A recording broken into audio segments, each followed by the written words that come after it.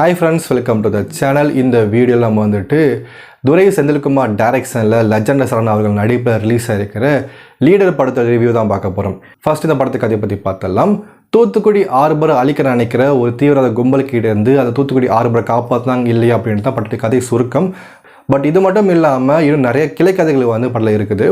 முக்கியமாக ஹீரோ யார், ஹீரோடைய பேக்ரவுண்டு என்ன, இப்போ ப்ரெசென்ட் அவர் என்ன பண்ணிகிட்ருக்காரு, அவர் என்ன பிளான் பண்ணிகிட்ருக்காரு, இந்த மாதிரி நிறைய விஷயங்கள் வந்து படத்தில் வந்து போக போக காட்டப்படும். படத்தோட ஹீரோவான சரண் அவர்கள் வந்துட்டு ஒரு கார் மெக்கானிக்காக சக்தியில் வந்து நடிச்சிருக்காரு. அந்த ஆர்பர் கிட்டே பார்த்தீங்கன்னா ஒரு மெக்கானிக் செட்டில் வந்துட்டு ஒரு மெக்கானிக்காக வேலை செஞ்சிட்ருக்காரு. அங்கே வரக்கூடிய ஃபாரின் காரை வந்து ரிப்பேர் பண்ணிகிட்ருக்காரு. இப்போ இவருக்கு வந்து அந்த ஆர்பருக்குள்ளே போயிட்டு வரக்கூடிய எல்லா ஆக்சஸுமே இருக்குது.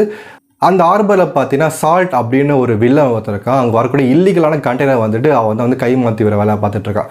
இப்போது இந்த இல்லீகலான கண்டெய்னர் கேள்வி கேட்கக்கூடிய கஸ்டம் ஆஃபீஸரை வந்து அவர் கொலை பண்ணிடுறான். இப்போ இந்த கொலையை தொடர்ந்து பார்த்தீங்கன்னா ஆண்ட்ரியா வந்து உள்ளே வராங்க. இப்போ இந்த கஸ்டம் ஆஃபீஸரை ஏன் கொண்டாங்க, அந்த கண்டெய்னருக்குள்ளே என்ன இருக்குது, அந்த கண்டெய்னர் எங்கே இருக்குது, இந்த மாதிரி நிறைய விஷயம் வந்து ஆண்ட்ரிக்கு தெரியாமலே இருக்குது. அதுக்காக அவங்க அதுக்குள்ளே ஸ்பையும் வச்சுருக்காங்க. இந்த ஸ்பை வந்து உதவ மாட்டாங்க. அந்த ஸ்பையால் ஓரளவுக்கு மேலே உள்ளேயும் போக முடியல. அப்போது ஆர்பருக்குள்ளே போகிறதுக்காக நம்மளுக்கு ஒரு ஹெல்ப்பர் தேவைப்படுறாங்க. அப்படிங்கும்போது இப்போது அந்த ஆர்பருக்குள்ளே போயிட்டு வரக்கூடிய ஆக்சஸ் வந்து நம்மளுக்கு தேவைப்படுது. அப்போது அங்கே போயிட்டு வரக்கூடிய சக்திவேல் அவருடைய ஹெல்ப்பை வந்து ஆண்ட்ரியா கேட்குறாங்க. பட் அவர் வந்து முடியாது அப்படின்னு ஓப்பனாகவே சொல்லிடுறாரு. இப்போ இதை பார்த்த வில்லோட கேங் என்ன பண்ணுறாங்கன்னா, இப்போ இந்த போலீஸோ இந்த கார் மெக்கானிக்கோ ஒன்றா சேர்ந்து பிளான் பண்ணுறாங்க, அது நம்ம தெரிஞ்சுக்கணும்னு சொல்லிட்டு இவரை வந்து மிரட்ட ஆரம்பிக்கிறாங்க. இவர் வந்து என்கிட்ட எதுவுமே கேட்கலன்னு சொல்லிட்டு உண்மையாக சொல்லிடுறாரு. பட் அப்படி இருந்தாலுமே அவருடைய பொண்ணை வந்து கடத்தி வச்சுக்கிட்டு நீங்கள் என்ன பிளான் பண்ணிட்டீங்க சொல்லுங்கன்னு சொல்லிட்டு வில்லை வந்து கேட்க ஆரம்பிக்கிறான். பொண்ணை கடத்தி வச்சதுனால ஹீரோக்கு சமக்கம் வந்து அந்த சால்ட் அப்படி சொல்ல அந்த வில்லனையும் அவங்க கேங்கையும் அடித்து போட்டுறாரு. அவருடைய ஹெல்ப் மூலியமாகவே பார்த்தீங்கன்னா ஆண்ட்ரியா வந்துட்டு அந்த இல்லீகல் கண்டெய்னரையும் கைப்படுத்திடுறாங்க.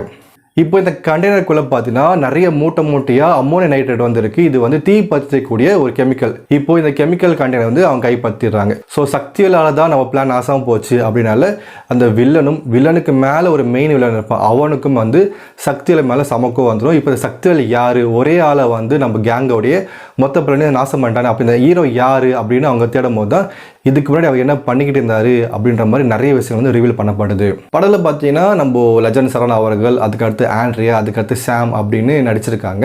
சரி, அதெல்லாம் வீடு படம் நல்லாக்கா இல்லையே கேட்டால் படம் சூப்பராக இருக்குது. இது மெயின் காரணம் படம் டேரக்டர் வந்து கதையை ஸ்ட்ராங் பண்ணி ஸ்க்ரீன் பிளேயோ ஃபாஸ்ட்டாக அமைச்சிருக்காரு. நிறைய ட்விஸ்ட்டுக்குள்ளே ட்விஸ்ட், இந்த மாதிரி நிறைய ட்விஸ்ட்டு அமைச்சிருக்காங்க. அந்த ட்விஸ்ட்டு வந்து ஓரளவுக்கு வந்து நல்லாவும் இருந்தது சொல்லலாம். நம்மளால் ஈஸியாக ப்ரெடிக்ட் பண்ண முடியாத அளவுக்கும் ட்விஸ்டஸ் இருந்தது. நம்ம ஹீரோவோடைய முந்தைய படமாக லெஜண்டை விட 20 மடங்கு நல்லாவே இருக்குது இந்த படம். ஒரு அப்பா பொண்ணு கதை. அப்பாவுக்கு வந்து ஒரு மிகப்பெரிய ஃப்ளாஷ்பேக் இருக்குது. அந்த ஃப்ளாஷ்பேக்கில் நிறைய விஷயங்கள் காட்டப்படுது.